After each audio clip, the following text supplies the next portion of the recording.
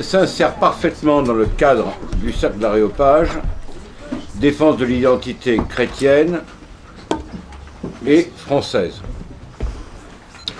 Aujourd'hui, après les événements fâcheux dont nous a rabattu les oreilles, et c'est une raison de plus de ne pas être Charlie, éventuellement Charlie Martel, il est important de voir quelques monstres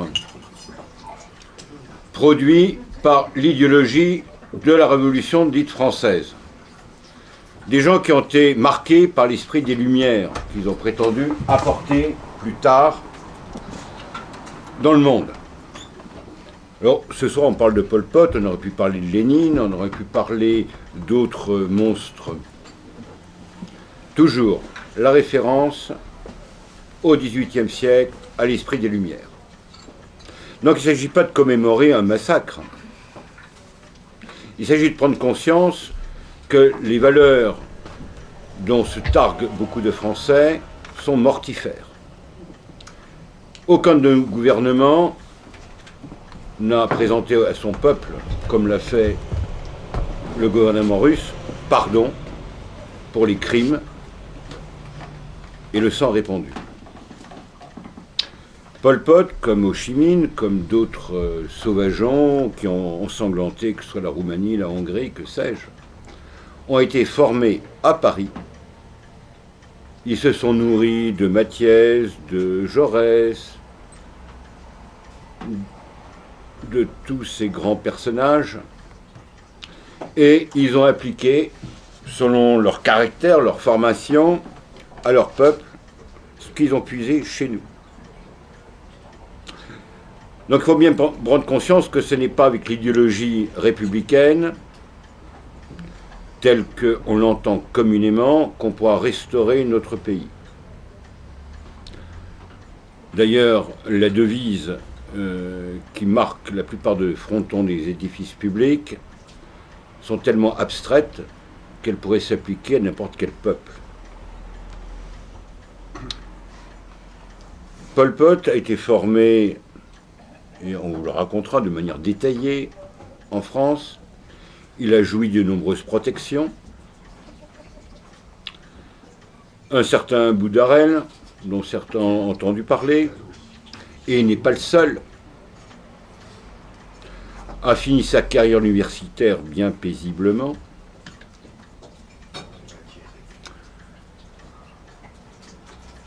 Tout ça invite à réflexion, à un examen de conscience. On aurait pu parler du massacre vendéen. Tout cela obéit à la même logique. Le refus de la réalité, l'abstraction révolutionnaire et le mépris d'un véritable humanisme. Il s'agit de créer un homme nouveau. Donc il est important d'avoir un effort de lucidité. Et si vous voulez approfondir ce qui va être traité ce soir, c'est de revenir aux travaux de Xavier Martin, entre autres, ou de Bernard Faye, ou de Cochin, et être capable de transposer un événement à un autre. Et ensuite garder la mémoire. C'était au début de mes engagements politiques. Quand j'étais jeune prof, j'avais dans ma classe un Lon Nol, dont le parent, la semaine, avait été pendu. Bon, un jeune prof, ça le marque, et ça invite à réfléchir. À la même époque, Le Monde et d'autres torchons se félicitaient de la libération du peuple cambodgien, comme précédemment au Vietnam quand le Sud est tombé. Alors il ne s'agit pas de légitimer la politique américaine ou la politique colonialiste qui a amené malheureusement à ces catastrophes. Mais de prendre conscience que ce n'est pas avec une union pseudo-nationale qu'on pourra résister à la barbarie. Deuxième annonce que je tiens à faire. La semaine prochaine, le premier livre publié par le Cercle, qui a pour titre Relance de la tradition, rédigé par Massimo et préfacé par l'abbé Prieur, sera à votre disposition lundi. Et régulièrement, on mettra sous presse des livres concernant soit la philosophie, soit l'histoire de la Russie, ou certains points négligés qu'on ne trouve pas ailleurs. Par exemple, je pense à un travail que je suis en train de lire et de voir si c'est publiable, sur la littérature celtique médiévale. Voilà, à vous, cher ami. Merci, frère Thierry. Non, s'il vous plaît, c'est enregistré. Bien, eh bien, je vais commencer en paraphrasant très brièvement ce qu'a dit frère Thierry.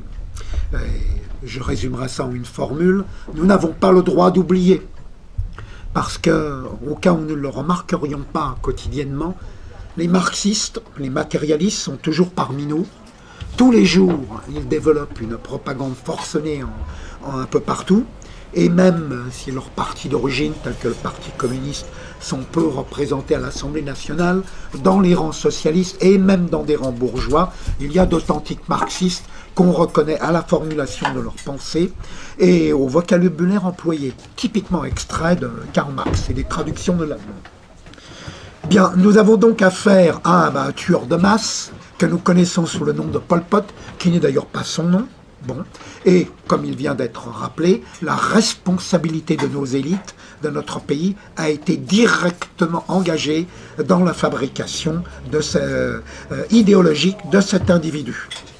Par ailleurs, il y a eu des épisodes particulièrement lamentables, vraiment ignobles, en 1975, lors de la victoire des Khmers rouges en avril 1975, dont le gouvernement français de l'époque, le président de la République de l'époque, un certain Valéry Giscard d'Estaing, porte la responsabilité totale dans la façon monstrueuse dont ils se sont pliés aux injonctions des Khmers rouges, laissant envahir l'ambassade de France et massacrer les milliers de personnes qui y étaient entassées. Bon.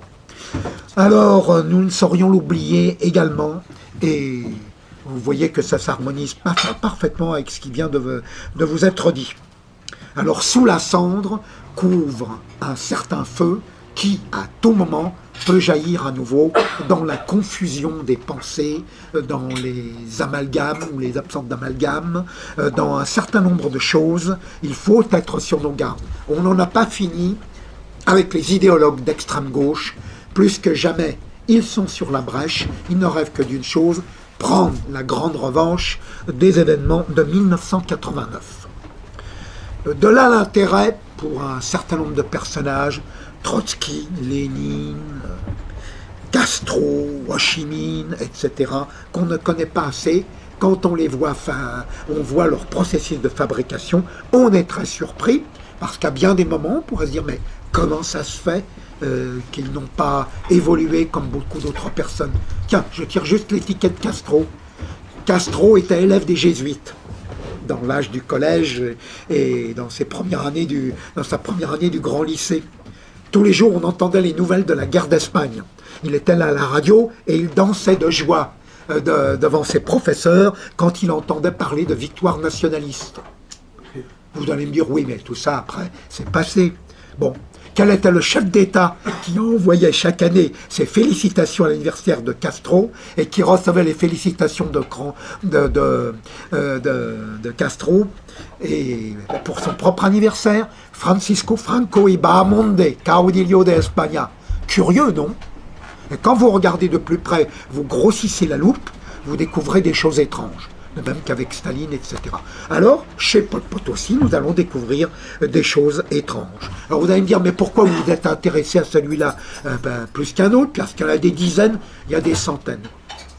C'est quand même que j'ai de la mémoire et que pour moi, la politique et bien d'autres choses ont commencé au lycée Charlemagne, un lycée du centre de Paris. Et très exactement, je peux dater le jour précis. C'était les jours précis, les 7, 8 et 9 mai 1954. Le 7 mai 54, c'est la chute de Dien Bien Phu. Le 8 jours, c'est un jour férié. De graves incidents se produisent sur les Champs-Élysées. le président du Conseil de la 4e République est giflé par des anciens combattants d'Indochine. Et le 9 mai, c'est la rentrée au lycée, puisque la veille était fériée. Et là, eh bien, spectacle classique, un haut responsable communiste d'origine asiatique, enfin très exactement c'était un Eurasien, rentre dans la cour. À l'époque, il était étudiant en droit, mais tous les lycéens de Paris le connaissaient comme un cacique du parti. Il réunit tous les étudiants indo-chinois, qui étaient tous des sujets français à l'époque, devant lui, et puis, il célèbre la victoire de Dien Bien Phu. L'un de ces sujets indo-chinois était dans ma classe. Pol Pot, qui avait été introduit par personne d'étranger au lycée, n'avait le droit de rentrer, mais maître Jacques Vergès, le futur maître, il n'était qu'étudiant en droit, avait tenu son petit discours, et c'était un haut responsable de ce qui subsistait d'international communiste à l'époque. Il venait d'endoctriner les élèves vietnamiens. Là-dessus, un des Vietnamiens était dans ma classe, il me regarde et il me dit hein, « C'est bien fait pour votre gueule, hein, sale français, etc. Vous avez pris la raclée. » Il était fou de joie. Alors, je me tourne vers lui.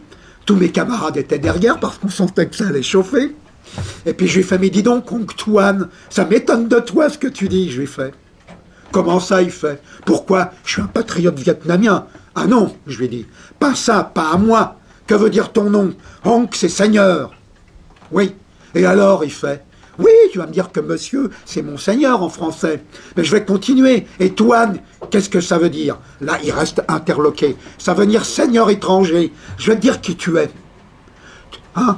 Dans la ville de ta ville de naissance, dont tu parles souvent à cause des exploits des résistants vietnamiens, comme tu dis, il y avait une caserne japonaise. T'es pas le fils d'un officier japonais par hasard? Il s'est décomposé. Il s'est mis à pleurer devant tout le monde. Et il est parti. Il n'est pas rentré en classe, il est parti. Et je vais vous étonner, j'ai même regretté d'ailleurs ce que j'avais dit humainement. Et on ne l'a jamais revu au lycée. Il a changé d'établissement, je ne sais pas où il est parti. Bon, alors ce jour-là, j'avais vu et j'avais pris vraiment conscience de qui était le futur maître Vergès, bien connu, que nous allons retrouver dans cette histoire. C'est pour ça que je me suis permis de citer cette anecdote. Voilà. Bien, alors... allons directement au Cambodge, qui était français déjà depuis pas mal de temps, 80 et quelques années. Bon, c'était Napoléon III qui avait décidé ça, et les Khmers en général étaient fous de joie, sauf certains fanatiques poussés par des puissances étrangères, parce que leur pays était en train de disparaître. D'un côté, il y avait les Thaïs qui fonçaient et qui leur volaient des provinces, et de l'autre, il y avait les Vietnamiens qui faisaient la même chose. Donc ils n'étaient pas très heureux, et sans protection française, ils savaient que leur pays était condamné à mort. Or, les Khmers, que ça plaise ou non, ne sont pas des Vietnamiens, pas plus qu'ils ne sont des Chinois ou des Indiens, bon, ou des Thaïs. Bon, c'est comme ça.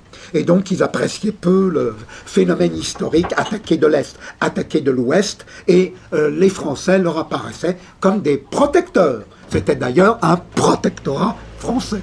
On n'était pas annexé à la France directement.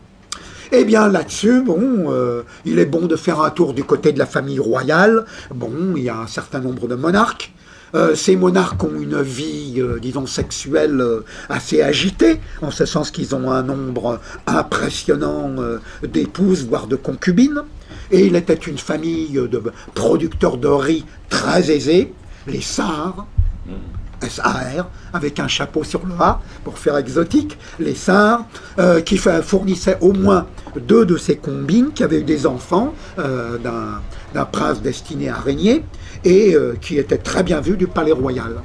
Et dans la famille du paysan, qui vendait du riz paddy, etc., c'est-à-dire une très bonne qualité de riz, et qui avait un certain nombre d'hectares, eh bien, il y avait des enfants, oui, il y en avait plusieurs, il avait des tantes, donc c'était les tantes qui étaient concubines au palais royal. Bon.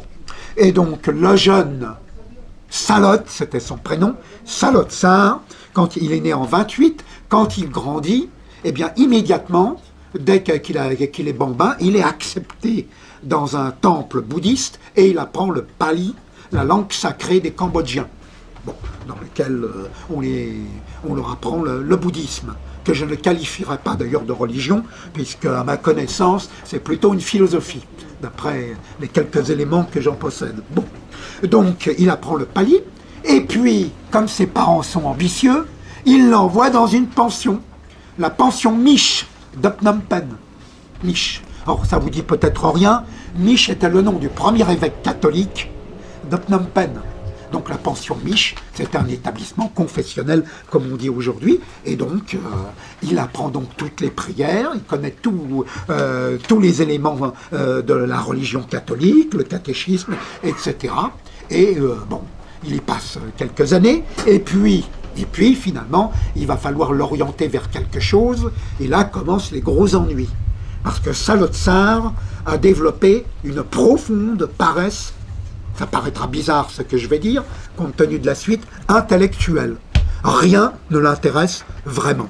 C'est un garçon affable, il sourit tout le temps, il parle très peu, impossible de savoir ce qu'il pense. Alors on dit que les Asiatiques, mais c'est un peu une légende pour la quasi-totalité d'entre eux, sont des gens peu communicatifs. Pour avoir été rouler ma bosse en Asie, je ne suis pas du tout d'accord avec cette interprétation. En tout cas, l'interprétation de la légende était valable pour Salotsar. Personne ne savait ce qu'il pensait. Bon. Et on remarquait que c'était un bon camarade, mais alors que les études, ça n'intéressait pas du tout. Alors j'abrège, il doit rentrer au lycée, au seul lycée qu'il y avait au Cambodge à cette époque, à Phnom Penh, et il n'y rentrera pas parce qu'il sera trop nul, il échoue à l'examen d'entrée, malgré tous les efforts pour le faire repêcher, parce qu'il était bien vu des autorités. Et puis, quand il va rentrer au collège, ça va être également désastreux. Bon, à tel point que finalement, j'accélère, il ne fera que des écoles techniques et il n'aura qu'un seul et unique brevet et on a des doutes sur les conditions de régularité, mais sans pouvoir le prouver avec lesquelles il l'a obtenu. Il n'aura juste que le brevet d'études techniques. Et chez les historiens américains, j'ai remarqué qu'ils ignoraient totalement l'existence du BEPC, brevet d'études de fin du premier cycle. Ils n'en avaient jamais entendu parler, ils confondent les deux. Parce que s'il avait eu son BEPC, il aurait pu continuer au lycée. Il aurait pu rejoindre quand même le lycée. Donc il avait raté le premier lycée. Il n'a pas pu parce qu'il n'a eu que ce brevet technique. D'ailleurs, dans une catégorie qui ne lui a jamais servi à rien. Donc on le recasse dans le technique. Ses parents commençaient à être sérieusement désespérés. Il avait redoublé un certain nombre de classes. Bon, les années, ça additionnait aux années. Et voilà que le cher Salotsar, toujours aussi gentil avec ses camarades, toujours joyeux de rire, mais réservé, le voilà qui doit s'orienter dans le technique, et il prend le bois. Il avait pris autre chose avant, brusquement il change à nouveau de section, il passe dans les charpentes le bois.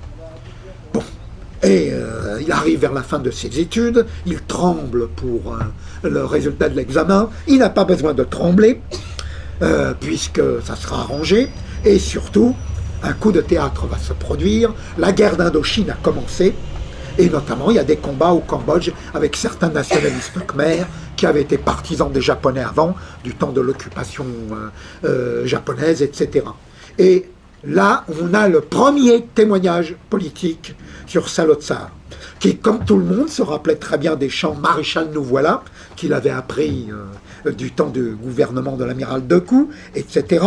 Et pour la première fois vers la fin de son technique, il ne cache pas l'intérêt pour un homme politique khmer qui avait été le premier ministre des Japonais, sous un roi dont le nom est généralement connu du grand public français, encore aujourd'hui, bien qu'il est mort il y a peu de temps, le roi Norodom Sihanouk, qui était déjà monarque depuis 1941.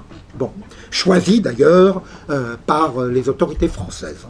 Parce que, bon, mais ne discutons pas de sa généalogie, ce n'est pas l'endroit. Donc, il a bouclé ses études de technique péniblement. Les Français déploient tous les procédés possibles pour se concilier la population khmer, qui en général n'aime pas les terroristes communistes, ni même les nationalistes pro-japonais, qui ont fait plus ou moins alliance. Mais les communistes posent un problème particulier, c'est qu'il y a des Khmers, qu'on appelle les Khmers d'en bas, je vous épargne le mot cambodgien, les Khmers d'en bas. Or, les Khmers d'en bas sont en réalité des Vietnamiens qui sont sur la frontière. Donc il y a une certaine confusion à la frontière ethnique, et le Khmer de base a très peu de sympathie pour le Vietnamien. Donc d'où des guérillas dans l'endroit, les Viet Minh, les communistes vietnamiens, trouvent des sympathisants. Et des sympathisants qui, eux, tuent des soldats royaux ou des soldats français, non pas parce qu'ils sont communistes, mais parce qu'ils sont anti-vietnamiens et qu'ils ont peur que la victoire du Vietnam communiste entraînera l'asservissement du Cambodge par les marxistes. Voilà, à peu près, parce qu'ils sont tous, en général, de bons royalistes. Voilà. Alors donc, notre ami voit alors un miracle qui se produit pour lui, qui va d'ailleurs déterminer toute sa vie. Les Français instaurent des bourses aux frais des contribuables français et ils décident d'envoyer un certain nombre de jeunes Khmers étudier en France. Comme il y a des princes de la famille royale qui sont de même sang que la famille de paysans Sarre, bon, pas de problème, il est mis sur la liste. Lui, qui ne pourrait pas montrer les appréciations de ses professeurs, tellement elles sont négatives. Il est mis sur la liste, et un certain soir de la fin de l'année 49, il part pour l'Indochine embarqué, il se retrouve sur un transport de troupes français qui fait le retour, et le voici à Paris, début janvier 50, sous une pluie d'automne glaciale, ce qui n'est pas le meilleur accueil météorologique, mais un accueil très sympathique de la part des autorités françaises, et un accueil non moins sympathique, mais très intéressé de l'Association des étudiants khmers à Paris, l'AEK, située rue Saint-Sulpice, à Paris 16e, à moins de 200 mètres d'ici. Alors ces gens-là sont là avec une raison. On va la découvrir rapidement. Donc, d'abord, il y a un prince d'ailleurs, il avait obtenu cette bourse, je me plais à le signaler, que parce qu'un prince, qui n'était pas des plus doués comme le jeune Sarre, avait renoncé à son appartement et à sa bourse à Paris, il avait laissé à son parent de sang. Voilà.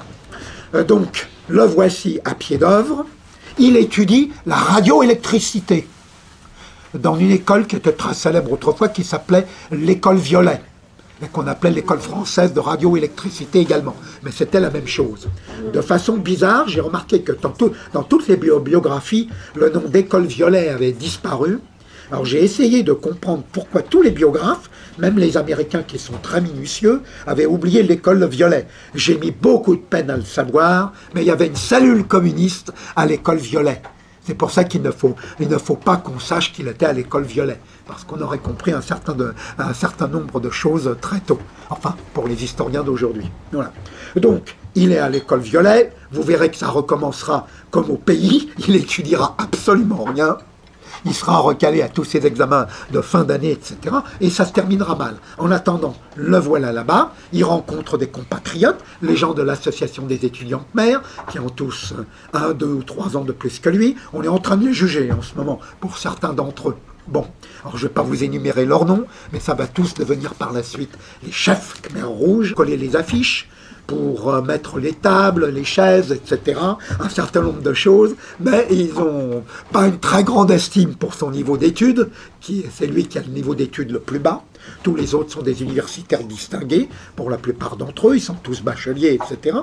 Mais c'est le bon diable, toujours souriant, alors on passe beaucoup de choses et on l'admet parmi les autres. Bon, voilà. Et là, il ne va pas mordre au marxisme. Ça va lui paraître trop abscon. Il va se dire, qu'est-ce que c'est que ces théories il attrape des mots de tête à lire Marx, à lire Lénine. Bon, Staline, ça va. L'ABC du communisme, c'est très simplement écrit, et c'est parfaitement clair. Alors ça, bon, il va aimer Staline, parce qu'au moins il a compris l'ABC du communisme. Il n'a pas eu de gros efforts à faire, hein. Dans les éditions les plus fournies en gros caractères, ça atteint 30 à 40 pages. Bon, c'était faisable pour le faux intellectuel de passage à Paris. Donc, il assimile ça, mais surtout, il va découvrir la Révolution française avec un grand R et un grand F. Alors là, il va être fasciné. Ah, il va se dire, mon Dieu, mon Dieu. Et là, bon, je vais citer d'ailleurs quelque chose que je n'ai pas mis dans le livre. Bon, il fréquentait la FACO, établissement confessionnel, comme on dit, quelque part au quartier latin, hein, où c'était un nommé Achille Dauphin-Meunier qui dirigeait les études à l'époque, et Achille Dauphin-Meunier avait été gouverneur de la Banque centrale à Phnom Penh pendant des années. Donc il recevait systématiquement tous les étudiants khmers à Paris, il le reçoit, et il lui parle de son admiration pour le divin Jean-Jacques. Ça a frappé Achille Dauphin-Meunier parce que l'étudiant en question lui paraissait assez dénué de personnalité vu comme ça. Et un beau jour, il avait rendez-vous avec Achille Dauphin-Meunier, il arrive en retard. C'était tôt le matin qu'il avait rendez-vous, avant que les études commencent et le travail du futur président d'honneur de la FACO commence. Et donc, il arrive en retard et il s'excuse auprès de M. Dauphin-Meunier. Il lui dit oui, excusez-moi, mais je me suis endormi à l'aube. Il dit, vous avez fait la fête? Il dit, ah, pas du tout, pas du tout. Comme souvent, je me suis laissé enfermer au Panthéon. Comment ça, vous êtes laissé enfermer?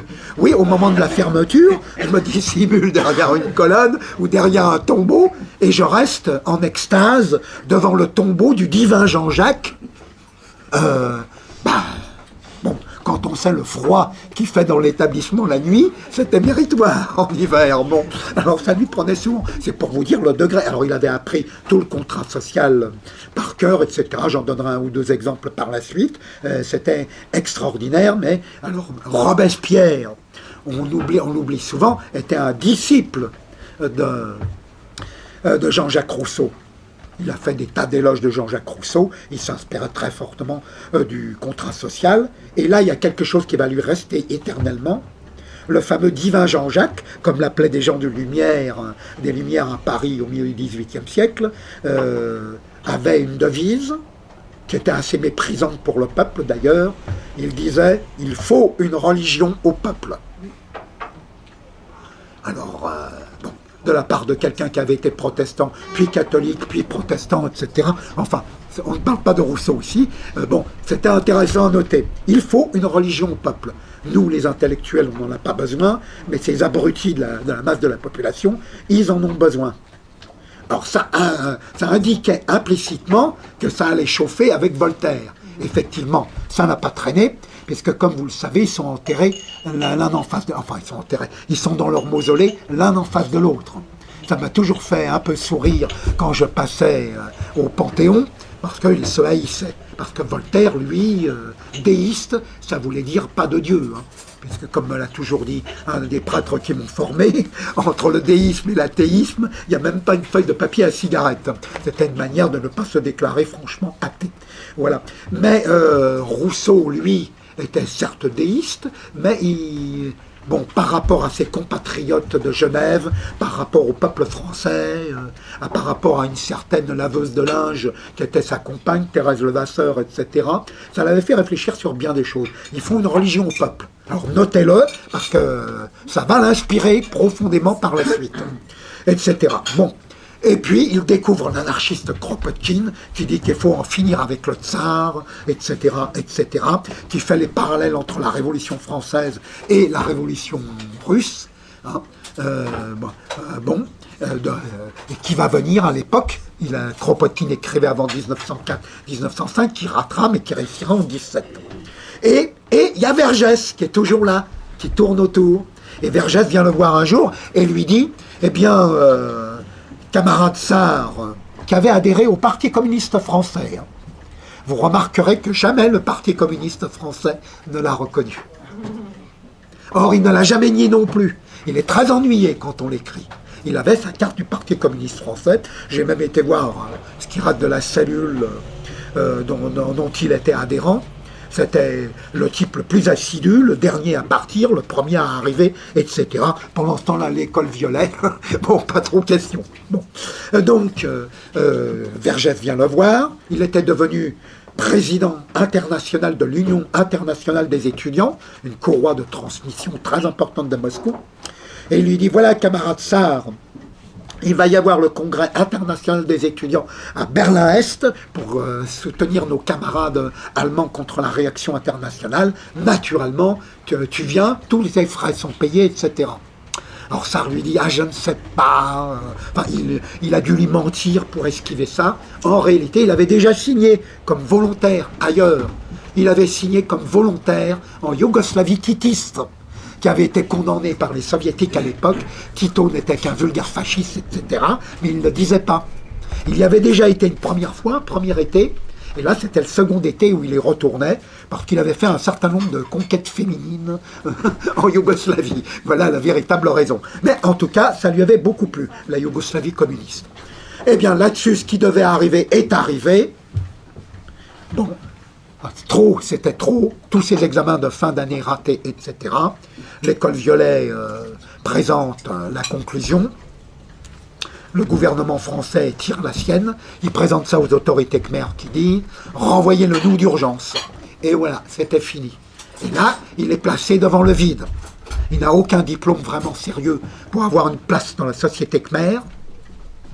Il n'a rien étudié en radioélectricité, il n'a rien étudié réellement en charpente, ni en métallurgie. Bon, alors qu'est-ce qu'il va devenir? Eh bien, son problème va être résolu. Il en parle à ses camarades, qui lui disent, oui, évidemment, c'est très ennuyeux ce qui t'arrive, mais comme tu es un type dévoué et que tu fais toutes les corvées qui résident, où les autres rechignent, on a quelque chose pour toi.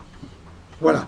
Quand tu seras de retour au Cambodge, tu verras les camarades X, Y, tu ne te feras pas repérer, ils te donneront de l'argent pour que tu vives, et tu serviras de courrier entre nous, en Europe, et les guérillas communistes.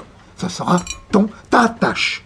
Autrement dit, il devenait permanent, fonctionnaire rétribué du parti communiste cambodgien, lequel en réalité n'existait pas vraiment à l'époque, mais peu importe, il y avait déjà des communistes.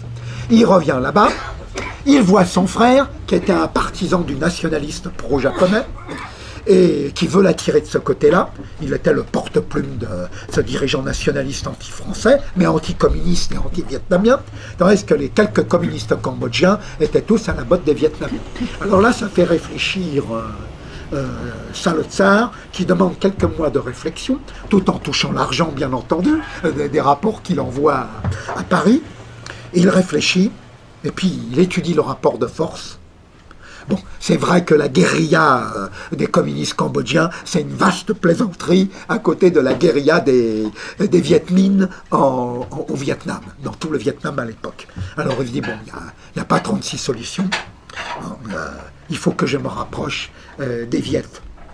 Parce que je ne tiens pas la route pour devenir un camarade du parti, parce que les autres m'interrogent, et je comprends rien à ce qu'ils me disent, ils parlent tous en jargon. J'ai beau connaître celui du Parti communiste français, je ne vois pas comment ils ont transformé ça en khmer, etc. Bon, alors donc voilà. Alors, il prend contact avec les Vietnamiens, qui commettront de très graves erreurs, parce qu'ils ont mis le serpent dans la maison, et tout en les haïssant, il leur fait une très bonne figure et dit « Je suis à votre disposition pour être formé comme agitateur politique et combattant ». Naturellement, il ne sera jamais formé comme combattant, parce que la guerre d'Indochine finira avant, la première guerre d'Indochine, mais il sera formé comme agitateur, et alors il concevra une haine sans fin des Vietnamiens, qui va dissimuler pour le moment, parce qu'il lui faisait nettoyer les tinettes, il lui faisait, enfin, toutes les corvées, c'était pour lui, parce qu'il était khmer. Bon, alors ça, il n'appréciait pas du tout. Il disait rien, il souriait toujours, mais il dirait, un jour, si je peux, vous verrez. Mais il a pu. Ben ça, j'anticipe. Et puis, il revient de là, il est bien vu des Vietnamiens, puisqu'elle a participé à leur école de formation, qui devait être un peu rude. Elle devait être aussi manuelle, mais il y avait quand même une excellente éducation politique. Il l'a prouvé par la suite. Il a un peu exagéré la façon dont il était traité, qui était peut-être cavalière, par les Vietnamiens. Et les Vietnamiens se sont toujours plaints des critiques qu'il a émises publiquement par la suite contre eux.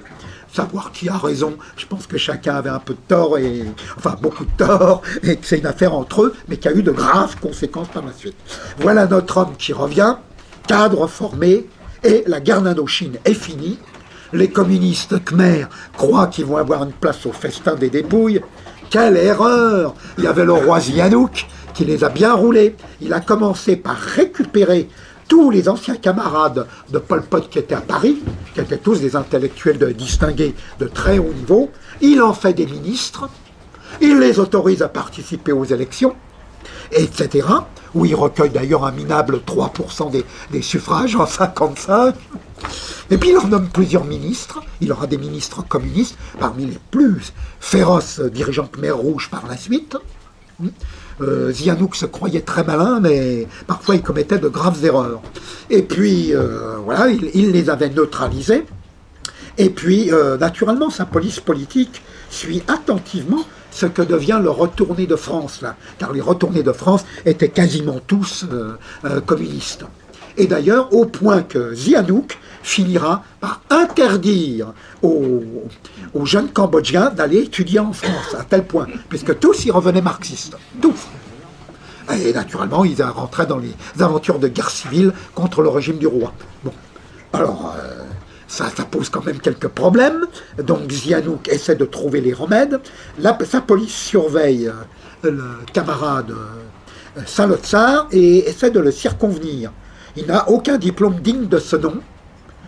Il est quasiment clandestin, en fait. Brusquement, il se régularise.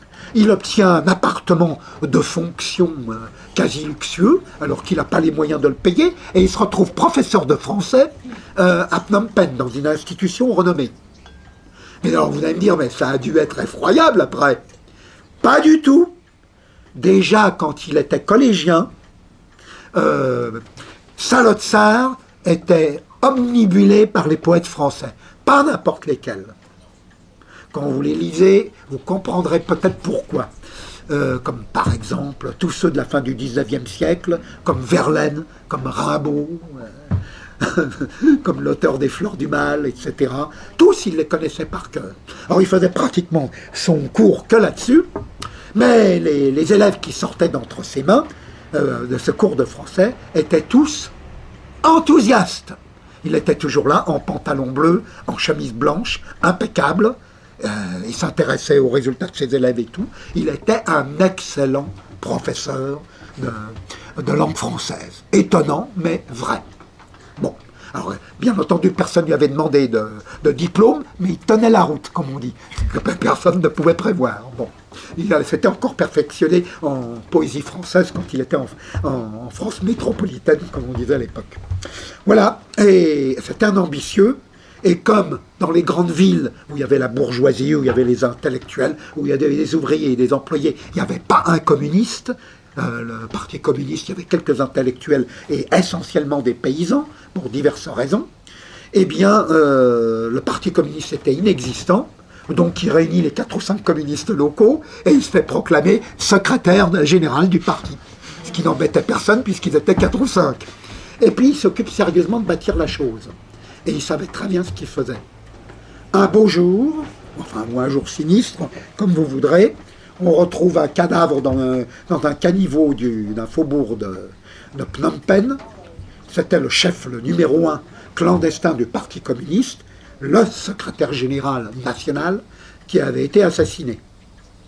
Bon, alors les gens se posent des questions. Vu la réaction de la police sur cette affaire, on dit oh là là, ça doit être d'ordre du roi. Et puis là-dessus, un bruit commence à courir. C'est Salotsar qui l'a livré, parce qu'il était responsable des cachettes des clandestins à Phnom Penh. Parce qu'il était toléré, vu ses relations avec la famille royale, etc., etc. Bon, malgré ses idées. Et bon, le bruit commence à courir, il est vite étouffé, et tout le monde en tire la conclusion, en particulier Salotsar lui-même, bien entendu, c'est un coup de la police des impérialistes, de la police monarchiste, etc. Mais l'affaire n'a jamais été éclaircie. Et aujourd'hui, en 2015, il n'y a pratiquement plus aucun doute, c'est Salotsar qui a livré son camarade et chef à la police, qui l'a abattu. Pourquoi ils l'ont abattu? Pas du tout parce qu'ils étaient si sanguinaires que ça, parce que si l'autre n'était pas tué, comme Salotsar était le seul à avoir les coordonnées de toutes ces planques, il aurait été automatiquement suspecté. parce qu'il n'aurait pas été arrêté. Voilà. Alors donc il commençait bien, et grâce à ça, quelques mois après, il y a le congrès du Parti communiste, et lui qui dirigeait une fédération où il n'y avait personne, se retrouve secrétaire général du parti à la surprise générale. Et à l'ignorance générale, parce que personne ne se doutait même que le Parti communiste fonctionnait. C'est pour vous dire comme il fonctionnait à l'époque. Cependant, les choses se gâtent. La seconde guerre d'Indochine, appelée guerre du Vietnam, commence. Mais elle a été une guerre d'Indochine comme la première, puisque ça a touché toutes les régions d'Indochine. Et naturellement, il y a des répercussions, des éclaboussures graves au Cambodge. Pourquoi ?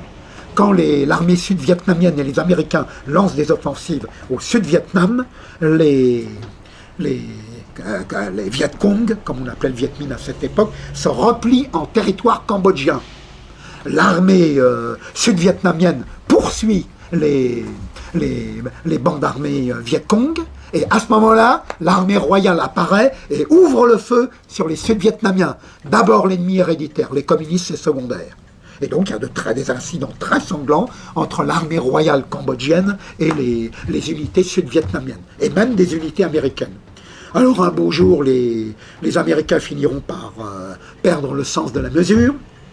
Comme ils ont eu de très lourdes pertes au Vietnam, là ils interviennent. D'ailleurs ça me rappelle des pays contemporains où c'est exactement la même chose qui se passe. Ils n'envoient plus de troupes au sol, surtout pas au Cambodge, mais ils décident de bombarder. Et alors, ça va être un festival. Ils vont lancer sur le petit Cambodge, à la population qui est bien en dessous de 10 millions d'habitants, ils vont lancer plus de bombes que pendant toute la Seconde Guerre mondiale sur l'Italie, l'Allemagne, la Roumanie et autres pays de l'Axe. Voilà. Alors ça va être un massacre fastueux. Et que font alors, à ce moment-là, tout commence à sentir le roussi à Phnom Penh, donc le camarade Salotsar décide de partir rejoindre les Vietnamiens pour être à l'abri d'une arrestation éventuelle, malgré les services qu'il avait rendus à la police du roi. Et il part donc du côté des Vietnamiens, qui l'accueillent, qui lui offrent des locaux, etc., le croyant un de leurs amis. Et puis, il assiste au spectacle, et il y a de très graves problèmes sociaux dans la paysannerie, etc. Il sait habilement les exploiter, et avec les massacres américains, les dresser contre les Américains. À chaque bombardement américain, les Khmers rouges encerclent la population des voyageurs environnants, leur disent « venez voir », et les font participer aux obsèques des morts sous les bombes américaines, ils leur montrent les dégâts, etc. Alors les paysans font une tête comme ça, évidemment, et tous les jeunes s'engagent chez les Khmers rouges. Je signale d'ores et déjà, puisque ça va être qu'une constante jusqu'à la fin, que la moyenne d'âge des soldats Khmers rouges qui sont constitués à cette époque est de 13, 14, 15, 16 ans pour les plus âgés. Mais, comme à cet âge-là, on a une certaine inconscience face à la mort, et qu'on n'a même pas une cruauté, une inconscience face à la vie des autres également, ce sont d'excellents soldats. Et c'est la base même de toutes les troupes Khmers rouges, avec leur fameux kramal noué autour du cou, leur uniforme noir, et la manière impitoyable dont ils combattent. Par exemple, quand ils capturent des soldats de l'armée royale, eh bien, ils les exécutent immédiatement, alors qu'ils pourraient essayer de les recycler, mais pas du tout. Ils les tuent immédiatement, etc. Bon, des méthodes extraordinairement brutales, pour ne parler que des plus innocents, parce que je ne vous parlerai pas de certaines coutumes qu'avaient adoptées les Khmers rouges, qui étaient plutôt des coutumes, je dirais, de certaines sectes khmères. C'est également connu dans une partie du Vietnam, celle d'ailleurs où il y a des Khmers mélangés à la population, comme par exemple d'ouvrir le flanc des soldats tués et de leur arracher le foie et de le consommer. Bon, alors tout ça était très pratiqué. Alors à la décharge de Salotsar, je dirais que également les soldats royaux et par la suite les soldats républicains faisaient la même chose. Parce que j'en arrive déjà à 1970. Qu'est-ce qui se passe en 1970 ? Sihanouk a peur des proportions que ça prend. Il comprend que s'il n'y a pas de troupes américaines au sol, le Cambodge est fichu tôt ou tard. Les Vietnamiens gagneront. Parce qu'il a compris que quand les soldats américains commençaient à repartir massivement, ça sentait le roussi. Bon, alors donc, il est très, très inquiet et il commence à se rapprocher de qui ? Des Chinois. Pourquoi? Parce que les Vietnamiens sont soutenus par les Soviétiques. On rentre dans la grande politique planétaire. Et là, ça va inspirer, ça va donner des idées aux camarades Salotsar. Et puis donc, nous sommes en 1970, et les militaires de l'armée royale ont de lourdes pertes. Ils voient les compromissions du roi avec les communistes, pendant que leurs soldats sont tués par les communistes, qu'ils soient vietnamiens ou qu'ils soient Khmer Rouge. Ça ne leur plaît pas vraiment. Et là, il y a le général Lon Nol qui fait un coup d'État au printemps 1970, qui supprime la monarchie, qui proclame la République. Alors je signale au passage, je ne l'ai pas fait tout à l'heure, que toute la famille Lon Nol était très bien connue de Salotsar du temps où il essayait de faire des études à Phnom Penh. Dans sa classe, il avait un des frères du général Lon Nol. Il connaissait le général Lon Nol lui-même, qui avait 2 ou 3 ans plus que lui, qui était dans des classes supérieures, mais il le connaissait parce que l'autre venait de rencontrer son frère à la sortie des cours. Il était estimé d'eux, c'est ça le plus extraordinaire, et il va les prendre comme ennemis numéro 1. Avec tout le monde, la guerre des républicains contre les royalistes et des royalistes contre les républicains. Sans compter la guerre avec les communistes vietnamiens de la plupart des Khmers, plus la guerre américaine, oulala, plus les incidents de frontières avec la Thaïlande, etc., plus les Laotiens qui commencent à s'inquiéter. Là aussi, il y a des incidents de frontières. Bon, c'est un... Bon, une vache n'y retrouvera plus son veau, tellement c'est entremêlé. Bon. Et donc, Salotsar, lui, se débrouille, et des émissions de radio commencent à partir des côtes de Chine, pas de l'Indochine, et voilà, ici, radio du Cambodge libre, ici, le camarade Pol Pot va vous parler. Et puis on entend un type qui parle en disant, voilà, tel mot d'ordre, il doit être appliqué impitoyablement, etc. Bon. Alors tous les services secrets du monde passent aujourd'hui comme hier leur temps à intercepter tout ce qui se passe dans les terres. Gros point d'interrogation, mais qui c'est ça, Pol Pot? Alors immédiatement on cherche en se disant, ça doit être le nom d'une famille cambodgienne. On cherche partout, on ne trouve aucune famille cambodgienne qui s'appelle comme ça. Un des 2 mots, on essaie de l'expliquer, ça aurait été peut-être une tribu primitive des Khmers qui a disparu vers le 6e, 7e siècle et qui n'a jamais laissé de descendance. Et quant à Paul, personne ne sait ce que ça peut vouloir dire dans les noms de famille Khmer ou dans la langue Khmer, etc. Qui c'est ça, Pol Pot? Alors tous les services secrets disent, inconnu ce type-là, on ne sait pas qui c'est. Il parle au nom des Khmers Rouges, ça doit être un illustre inconnu, qu'on fait diffuser ça, parce que c'est diffusé de Chine, parce que le nommé Salotsar doit être au Vietnam, etc. Alors, ça serait surprenant qu'il soit en Chine. Alors, je signale quelque chose qui est considéré comme un des grands mystères français contemporains. C'est un certain Jacques Vergès. J'ai commencé par lui, je le retrouve. Jacques Vergès. Il part la nuit même du coup d'État du général Lon Nol à Phnom Penh. Il prend le dernier avion pour, pas pour le Cambodge, pour Pékin. Et là, il va voir un certain Mao Tse-tung. Ça n'est pas nié par aucune des personnes qui sont au courant. Il va voir Mao Tse-tung, et Mao Tse-tung lui fait confiance. Malgré la haine séculaire des Chinois pour les Vietnamiens, il le met... Oui, parce qu'il faut signaler que Jacques Vergès, je vous l'ai peut-être dit tout à l'heure, était eurasien, et sa mère était vietnamienne. Alors, inutile de vous dire que c'est même surprenant qu'un jour, à Paris, un jeune élève du technique d'origine Khmer lui serrait la main. C'était même surprenant. Il fallait toute l'autorité du Parti communiste pour ça.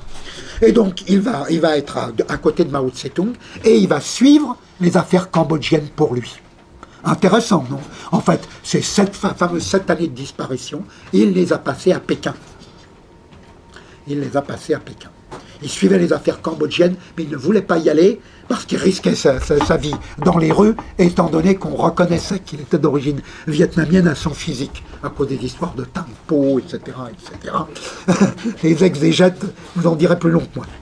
Voilà, donc Vergès réapparaît et il va servir de courroie de transmission avec Salotsar, qui est devenu Pol Pot sans que personne ne sache.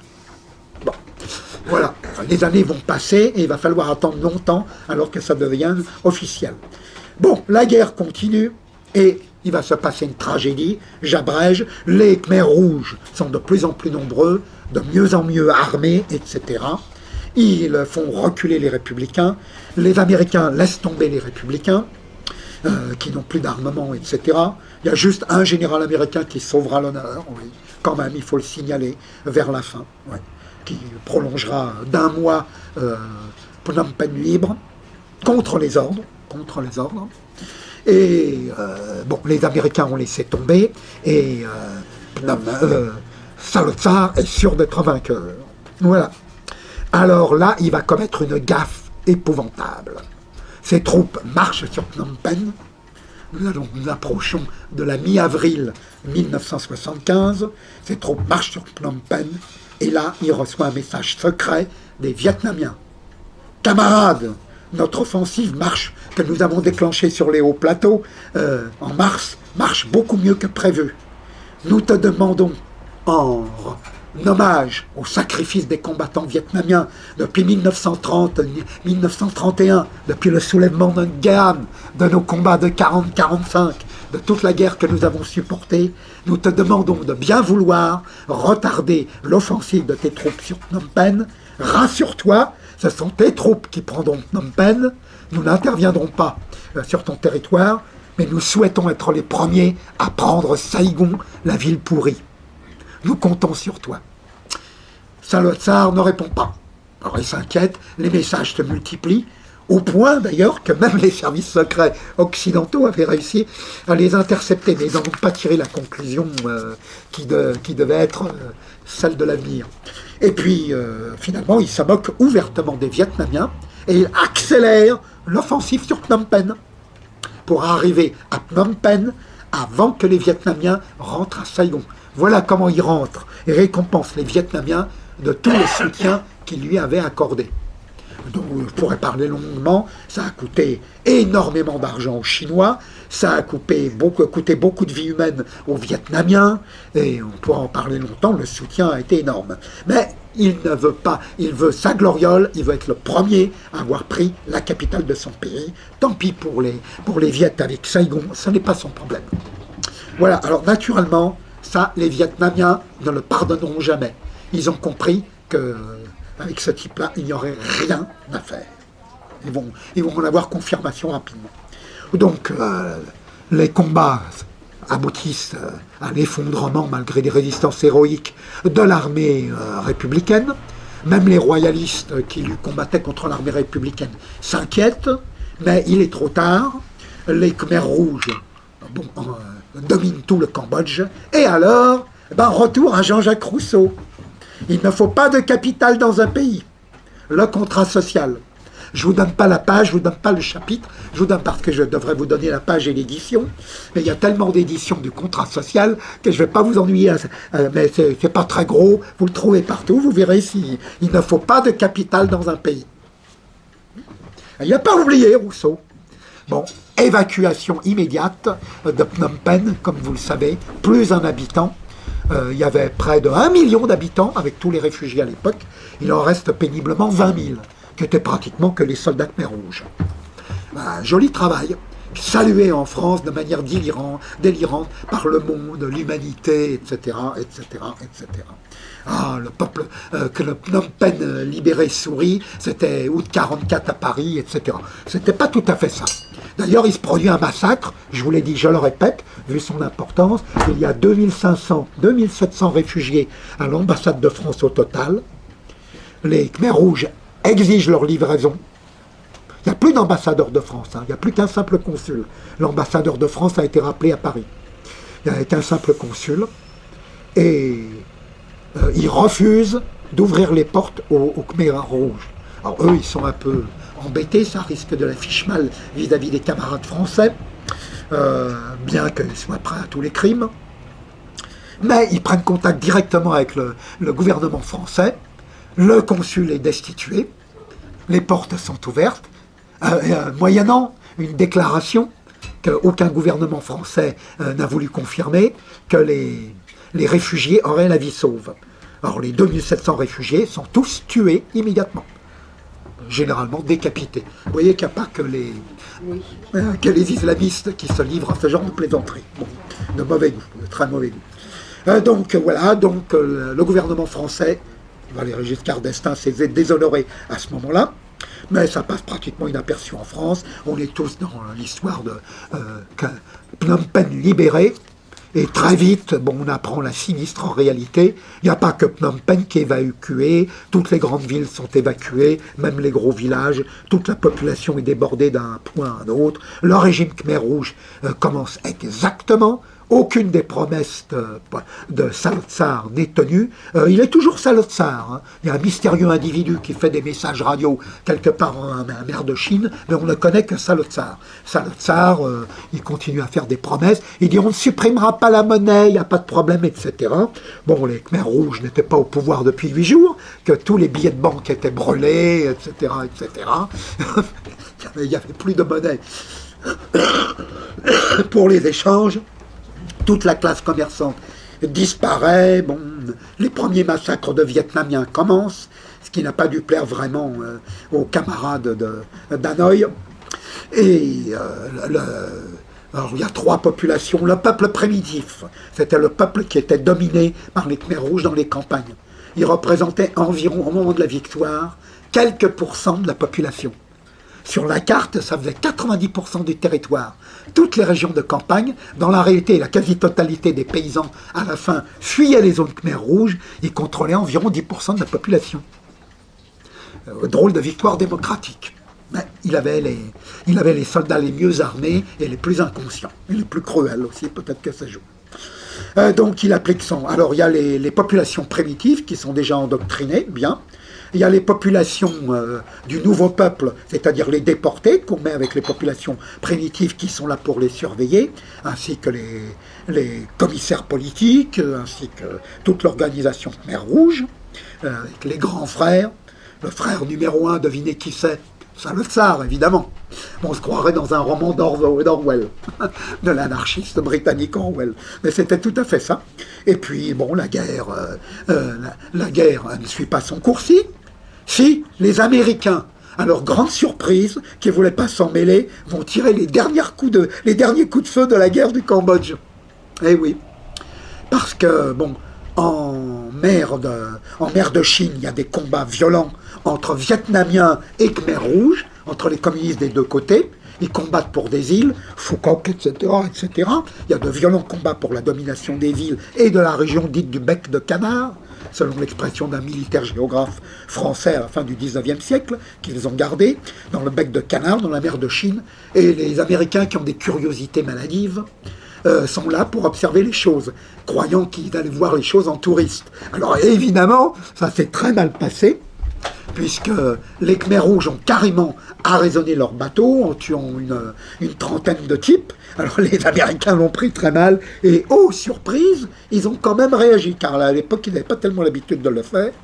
Donc il y a eu des combats très sanglants, et puis finalement, bon, c'est ça qui a terminé la guerre qui venait de se dérouler. Mais commençait déjà une nouvelle guerre, la guerre entre les Vietnamiens et les Khmers rouges. Voilà. Alors il met son régime, alors toutes ces horreurs, elles ont été très débattues. Personnellement, je retiens le chiffre de 1 700 000 morts, parce que j'ai vu chez la plupart des commentateurs de grossières erreurs. Alors quand les Américains me sortent une statistique de telle année avec le nombre d'habitants du Cambodge à l'unité, je me dis ils sont très forts, parce qu'il n'y avait pas d'état civil pendant la guerre au Cambodge. On ne pouvait pas faire de recensement. Non seulement il n'y avait pas de recensement, il n'y avait même pas d'état civil. D'ailleurs, Salotsar supprimera totalement l'état civil. Alors comment me dire qu'en 72 il y avait tant d'habitants et en 77 ans, à l'unité près, comme font les Américains, ils se moquent du monde. Ils doivent faire des extrapolations à partir des calculs d'ordinateur, mais qui ne correspondent pas aux conditions de vie du peuple khmer à l'époque, et à la possibilité d'avoir ou non des enfants, et aux déportations de population, aux morts de la guerre, etc. parce que les Américains ont soigneusement minoré le nombre de tués qu'ils ont fait parmi la population cambodgienne, parce que par rapport au chiffre total de la population, ça faisait un pourcentage abominable. Alors ils étaient très discrets là-dessus, donc ils avaient intérêt à gonfler les chiffres de la population pour faire disparaître les morts dont ils étaient responsables dans leur bombardement idiot, qui ne servait à rien du point de vue militaire d'ailleurs. Bon. Donc, le camarade Salotsar observe tout ça, il met son régime en place, qui est assez extraordinaire. Il y a une des premières choses qu'il fait, je ne vais pas parler de tout, normalement c'est plus ou moins connu, mais les choses les plus simples, c'est celles qui ne sont pas connues. Il n'y a plus, on ne mange plus en famille, on ne mange plus individuellement, c'est fini. Il ne doit y avoir que des cantines de village ou des cantines de quartier. Il est interdit de manger à domicile. Intéressant, non? Bon, alors comment ils ont fait? 2 anecdotes, et j'en arrive à la fin. C'est-à-dire, je vais résumer 20 années de guerre en peu de temps, mais c'est assez lamentable. Donc c'est très simple. Par exemple, les Khmers rouges, dans leur uniforme noir, les gamins extraordinairement dangereux, rentrent dans un village de pêcheurs, avec le commissaire politique à leur tête, et le commissaire politique montre aux pêcheurs, regardez, regardez mes hommes, et puis aux hommes il dit, regardez ce qu'ils font, pêchez, il leur dit. Alors tous, alors, les autres ils se disent, ils doivent avoir faim, ils sortent leur filet de pêche pour le Tonlé Tsap, le grand lac, et puis voilà, ils disent, très bien, halte, ne les plongez pas dans l'eau, mettez-les sur la plage, entassez les uns sur les autres. Puis là, un tel apporte un bidon d'essence, hop, tous les filets de pêche carbonisés. Les pêcheurs les regardent ahuris. Mais qu'est-ce que ça veut dire? Comment? Vous avez entendu parler de la constitution du capital primitif? Marx, telle page, tel livre. Vous êtes en train de constituer le capital primitif des capitalistes. Parce que quand vous récupérez ces poissons, il y en a plus que pour vous nourrir votre famille. Donc vous allez les vendre. Nous disent pas le contraire. Nous avons le témoignage des villages voisins. Ils disent oui, mais c'est normal. Non. Maintenant, à la ligne ou à la main. Stupeur des pêcheurs. Or, inutile de dire que vous reveniez l'an prochain, il n'y avait plus de village de pêcheurs. Parce qu'ils vérifiaient si on n'avait pas récupéré des filets cachés. Or ça, c'est une des manières d'appliquer la doctrine marxiste. Autre manière, il y en a, encore plus simple, si vous voulez. Ils rentrent dans un village, les jeunes soldats, ils voient une grand-mère qui est en train de travailler sur une machine à coudre Singer hyper antique. Ils regardent avec intérêt ce qu'elle fait. Et elle dit, mais grand-mère, là, qu'est-ce que tu fais? Je couds des vêtements. Dis donc, tu as une nombreuse famille? Oui, je couds des vêtements pour ma famille, j'ai des petits-enfants, etc. Mais t'es sûr qu'il n'y en a pas en plus? Oui, naturellement, je couds les pantalons du chef de village, etc., etc. Et naturellement, il t'oublie quand même pas, hein? Pour question... Il dit, oui, il me donne quelques riels, monnaie du Cambodge, que les Khmers rouges étaient en train de supprimer. Donc c'est fini. C'est la constitution, c'est l'accumulation primitive du capital, comme avec les pêcheurs. C'est fini. Alors, pour être sûr que tu ne vas pas recommencer, on est gentil, on ne va pas te bousiller le crâne à coups de crosse, on prend la machine. Salut. Alors, évidemment, avec des méthodes pareilles, le pays a été radicalement socialisé, quand vous n'avez même pas vu ça ni en Chine communiste, ni en Union soviétique. Et vous me dites, mais d'où je tire ma science? Ce sont des communistes français qui me l'ont raconté. Oui, qui étaient reporters de l'humanité à cette époque, qui n'avaient pas le droit d'écrire là-dessus. Mais quand il y a eu la rupture entre les communistes, notamment les soviétiques, qui sont devenus anti-Pol Pot, eh bien c'est très simple, ils l'ont raconté dans quels journaux? J'en ai la confirmation par l'Humanité, par la vie ouvrière CGT, etc. Tout ce que je viens de vous dire, c'était aussi dans la vie ouvrière CGT et dans l'humanité. Quelques quelques années avant, je l'avais appris, mais c'est confirmé. Donc plus personne ne peut nier ce qu'il faisait. Avec des méthodes pareilles, vous vous rendez compte de ce qu'il est resté du Cambodge, qui était plus ou moins prospère malgré les guerres auparavant. Voilà. Alors donc, naturellement, ça a coûté très cher en mort de faim, ça a coûté très cher en ignorance organisée. La totalité des écoles, plus de 5000, on a leurs chiffres à l'unité près, ont été fermées. Plus d'enseignement. La quasi-totalité du corps des médical a été exécutée, purement et simplement, y compris les infirmières, etc., etc., etc. Je ne vous parlerai pas des persécutions antireligieuses. Tous les cultes, sans exception, ont été frappés. Le culte catholique également. Bon, heureusement qu'il n'y avait pas trop de représentants de l'Église à ce moment-là, vu les désordres de la guerre pendant des années, mais tous ceux qui ont pu être pris ont été abattus. La très petite minorité musulmane a été pratiquement anéantie. Et les bouddhistes, vous allez me dire, cette curieuse, entre guillemets, religion, que moi je ne qualifierais pas de religion. Et ça, le tsar était encore mieux placé que moi pour le savoir, puisqu'il l'avait appris tout enfant. Et là, brusquement, lumière, Jean-Jacques Rousseau. Jean-Jacques Rousseau, il faut une religion au peuple. Cette religion, c'est la moins dangereuse de toutes, puisqu'elle ne reconnaît pas de Dieu. Alors, va pour ça. Maintenant, il y a des divisions chez les bouddhistes, le grand véhicule, le petit véhicule, etc. C'est d'ailleurs une des raisons de la haine entre Vietnamiens et Cambodgiens, parce qu'il y en a qui sont petits véhicules et il y en a qui sont grands véhicules. Quand on ne connaît pas ça, on ne voit pas les véritables raisons de certaines guerres asiatiques. Et ça va jouer dans la guerre qui va arriver. Donc, il faut une religion au peuple. Un certain nombre de bouddhistes qui ont mauvais esprit sont exécutés. C'était comme par hasard la tendance qui était opposée à celle de la famille de Salotsar quand ils allaient à la pagode. C'est cela qui l'a fait exécuter. Bon. Alors, c'est un humour macabre chez lui. Donc, la plupart des moines bouddhistes sont épargnés, car ils constituent, tout au moins aux yeux des communistes, qui ont utilisé la méthode au Vietnam, et aux yeux d'un Salotsar, une sorte de clergé dans la vision d'un Jean-Jacques Rousseau. Il n'y a pas de Dieu, donc ils sont moins dangereux que les autres. Ceux-là, on ne va pas entièrement les exterminer, on va en garder une partie qu'on juge récupérable, les autres, boum, la balle dans la nuque, ou on les jette dans une rivière, ou on les fait mourir de faim. Bon, il y a toutes sortes de méthodes qui ont été employées. Voilà, et le Cambodge s'achemine vers sa destinée. Alors très vite, ça tourne à la catastrophe.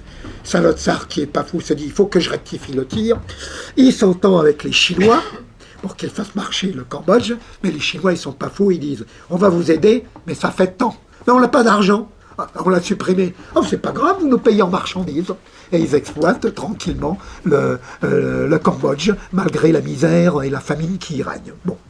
Mais ça va plus ou moins, et chaque fusil vendu au Khmer Rouge, chaque pistolet mitrailleur, chaque fusil mitrailleur, chaque canon, chaque mine, était payé rubis sur l'ongle par le gouvernement de Salotsar. Joli, non? Voilà, alors donc les Chinois n'étaient pas fous.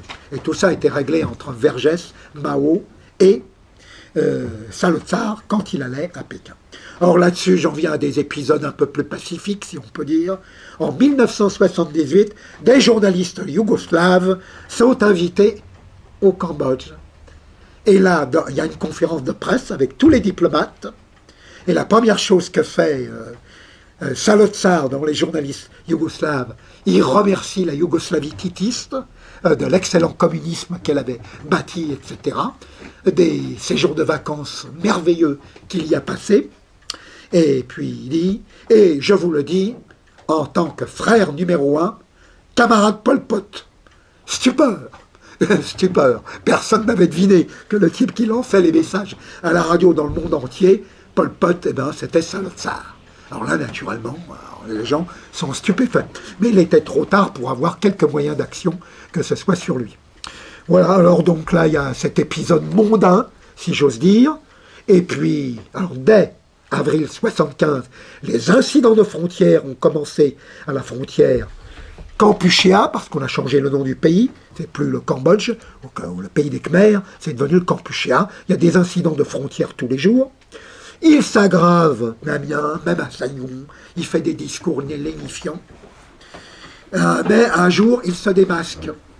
En fin 78, on lui dit, mais qu'est-ce que vous pensez des relations khméro-vietnamiennes? L'autre, il dit, ah, ben, c'est selon les aspirations des deux pays. On lui demande, mais qu'est-ce que vous voulez dire par aspiration? Nous verrons, il dit.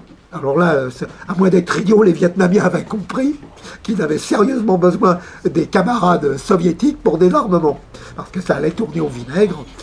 Très rapidement, effectivement, ça a tourné parce que tout le monde a compris la manière d'évacuer le problème du camarade Pol Pot. Alors, comme les Vietnamiens ne sont pas des imbéciles, civis pacem parabellum, mais si tu veux la guerre, prépare-la aussi quand même. Ils ont préparé la guerre et ils ont étudié la situation interne par leurs agents et ils ont compris que beaucoup de Khmers ne faisaient que subir la terreur. Alors, que faisait le camarade Pol Pot quand des Khmers qui avaient étudié, qui avaient combattu au Sud-Vietnam, revenaient dans leur pays? Il avait exigé des Vietnamiens qu'ils lui rendent tous les Khmers qui étaient en formation, en unité combattante Viet Cong au Vietnam, à la fameuse paix de janvier 73. Et ils avaient tous été livrés et tous exécutés. Tous exécutés, des milliers. Et bien entendu, les Viet n'en savaient pas du tout. Mais ils avaient quand même quelques agents. La vérité a fini par filtrer. Ils ont été horrifiés. C'était comme ça que Pol Pot les remerciait de toutes les armes qu'il lui avait données, etc., de l'avoir formé idéologiquement, d'en avoir fait un chef de parti, etc. Ils se sont dit, c'est un fou dangereux. On ne peut plus rien faire avec lui. Donc les incidents de frontières sont devenus de plus en plus graves. Et Pol Pot s'est livré à des plaisirs staliniens, avec la différence, c'est que si on étudie Staline, on s'aperçoit qu'en temps de guerre, ou lorsque la guerre va éclater, il évite ce genre de turpitude. Il évitait ce genre de turpitude. Alors lui, la guerre était inéluctable entre le Vietnam et le Kampuchéa. Il continuait à faire des épurations. Un jour, c'était le ministre de l'économie. Le surlendemain, c'était le commandant d'une région militaire. Mais à la Staline, c'est-à-dire qu'on fusillait le chef de la division militaire, mais on fusille de la région militaire, mais on fusillait également tout son état-major par... quand même, il fallait prendre quelques précautions, et avec des motifs assez ahurissants. Manque de respect envers les femmes, trop gourmand, enfin, vous voyez, bon, je doute qu'il y ait beaucoup de pays où ça finissait comme ça. Bon, même dans les plus horribles systèmes. Voilà. Donc, tout était bon pour discréditer le type et pour l'exécuter. Seulement, il y a des gens qui se doutaient, ils apprennent par exemple à la frontière, vers la fin 79, ils apprennent à la frontière que le chef de la région militaire vient d'être exécuté. Tout l'état-major se réunit en catastrophe. Ils vont nous envoyer les camifabales, là, les commissaires politiques. On a tous une balle dans la nuque demain. Alors, ben, on ne va pas attendre comme des imbéciles, mais où on peut aller? Là-bas, à l'est. Ça veut dire chez les Vietnamiens. Les types se regardent. Alors, il y a un des meneurs qui va devenir célèbre par la suite comme président de la République du Kampuchéa, qui est revenu le Cambodge, et qui dit, si vous préférez une balle dans la nuque, vous restez là. Hein. Mais si vous tentez de nous suivre pour nous signaler aux assassins de Pol Pot, nous, on ouvre le feu sur vous, les premiers. Et si on vous prend, vous bénirez lors de votre mort. Alors les autres, ils ont compris, et donc tout le monde est parti en bloc, les uns surveillant les autres. Ils sont tous passés chez les Vietnamiens, quelques centaines au début. Alors 8 jours après, ils étaient 2000, 15 jours après, ils étaient 10 000, et un mois après, ils étaient 20 000. Que font les Vietnamiens? Ils ne les désarment pas, ils leur laissent leurs armes, ils remplacent les armes de mauvaise qualité, etc.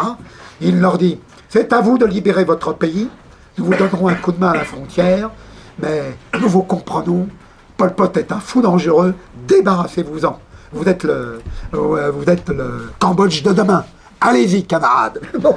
Et puis voilà, effectivement, le jour de Noël, la guerre commence sur une grande échelle, et le 6 janvier 1979, l'armée vietnamienne rentre pratiquement sans combat à Phnom Penh. Entre-temps, il s'est passé toute une comédie autour du roi Sihanouk, qui était le prisonnier de Pol Pot. Pol Pot avait fait tuer 14 membres de sa famille. Et il avait demandé, en présence de Jacques Vergès, à Mao, l'autorisation d'exécuter Norodom comme étant un monarque. Voilà. Et l'autre lui dit je sais qui tu as tué. Il lui sort la liste de tous les membres de la famille royale qui ont déjà exécuté. Tu as même tué des fils de Norodom. Heureusement qu'il en a un certain nombre. Mais la plaisanterie a assez duré, tu t'arrêtes maintenant. Nous en avons besoin du point de vue international pour la respectabilité de ton gouvernement. Il est tout le temps en train de prendre la parole aux Nations Unies pour défendre ton régime. On a besoin de ce type-là. Il est plus crédible que toi, hein, que ce que tu es au fond. Hein. Tu veux que je demande au camarade Vergès, qui est à côté de moi, ce que tu es, qu'est-ce que tu as fait comme études, etc. Mao était un lettré, hein, je vous signale. Bon, il avait donc le mépris de l'intellectuel pour un camarade parvenu comme Pol Pot le Tsar. Alors l'autre, il s'est écrasé, évidemment. Et puis, alors il y a une comédie épouvantable, enfin épouvantable pour Pol Pot, qui se déroule le 6 janvier au matin, alors que les Viettes et les Khmers libres, les ex-Khmers rouges, devenus Khmers anticommunistes, avancent aux portes de la ville, et on lui demande alors, oui, un spectacle extraordinaire, Pol Pot, qui n'avait jamais fait, s'habille en habit traditionnel khmer. Tous les chefs de gouvernement khmer rouges n'en croyaient pas leurs yeux. Eux, ils étaient en costume, cravate, etc. Mais il l'était déjà comme ministre de Pol Pot. Ils le regardent sidéré, ses anciens camarades de Paris. Mais qu'est-ce qu'il fait?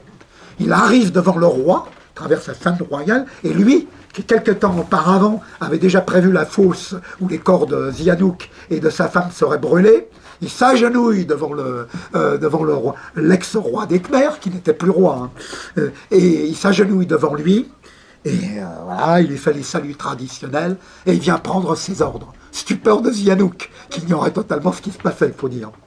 Bon, alors on convient, il y a eu un rapide conseil, on convient que Sihanouk est évacué vers Pékin, et Pol Pot dit « Je vais continuer la guerre jusqu'à la victoire ».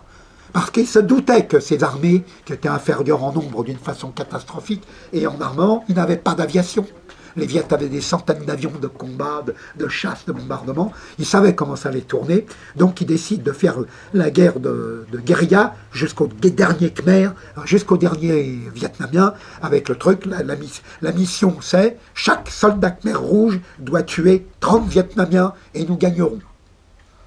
Bon, c'était un peu ambitieux, comme la suite l'a prouvé, mais il a fait des dégâts.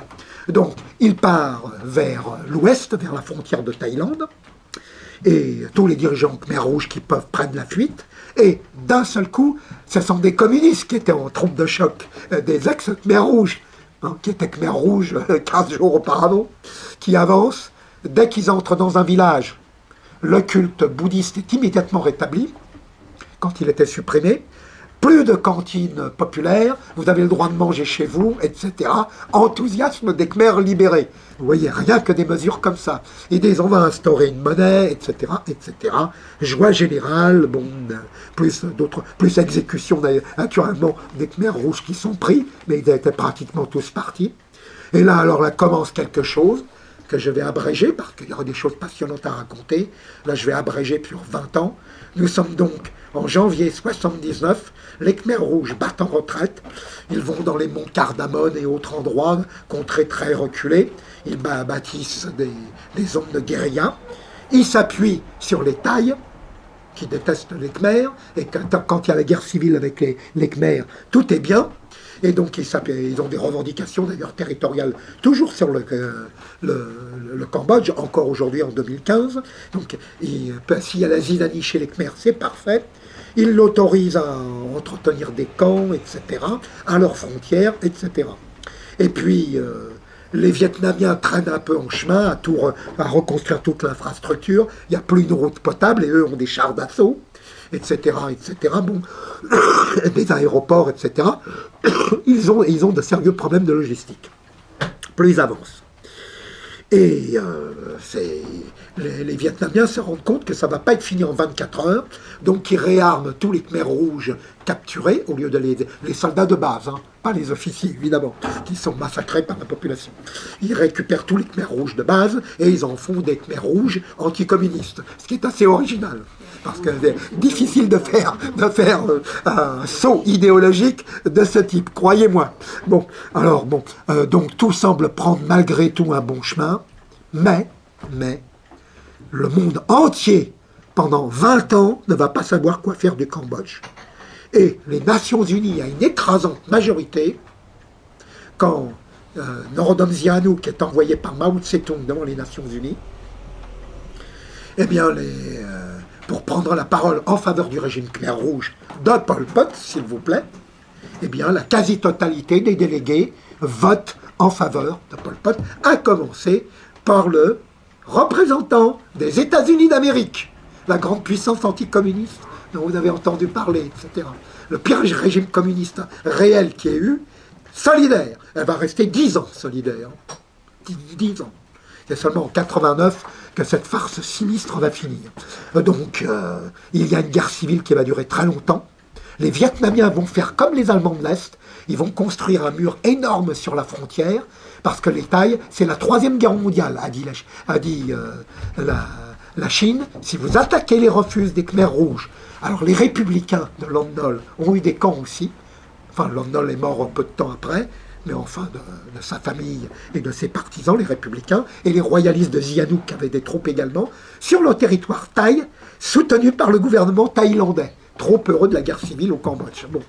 Et donc, il y a des graves incidents de frontières. Immédiatement, la Chine lance un avertissement.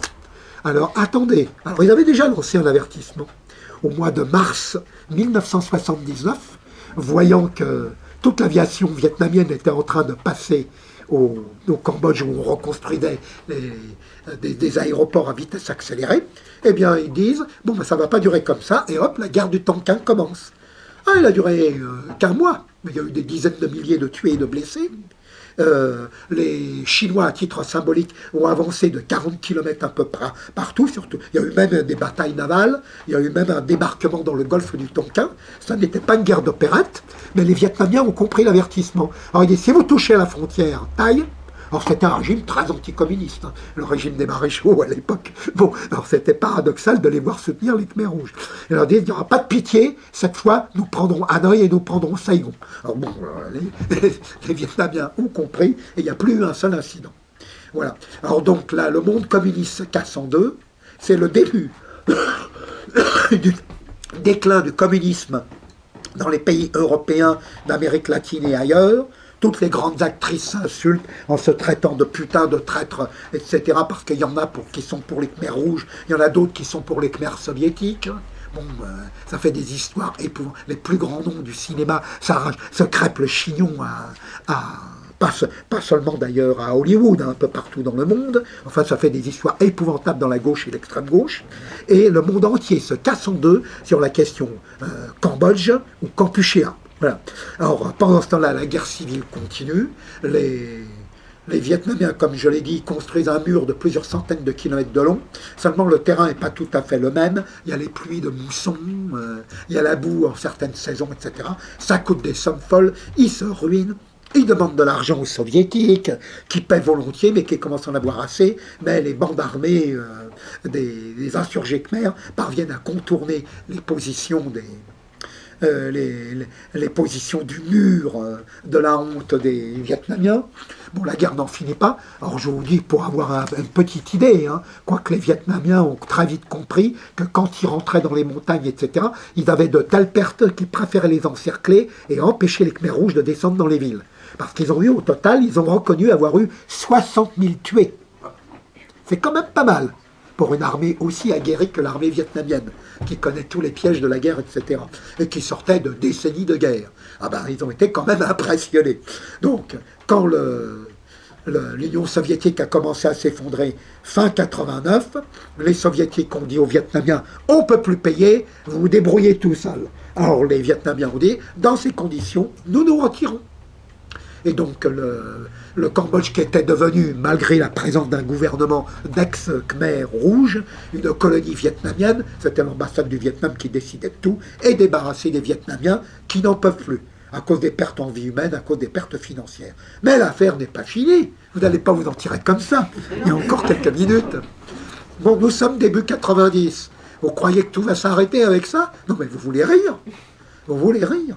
Alors l'ONU, l'Organisation des Nations Unies, brusquement, jusque-là qui s'occupait de rien du tout, décide de coloniser à sa façon le Cambodge. Elle décide d'y faire régner la loi et l'ordre dans le style yankee.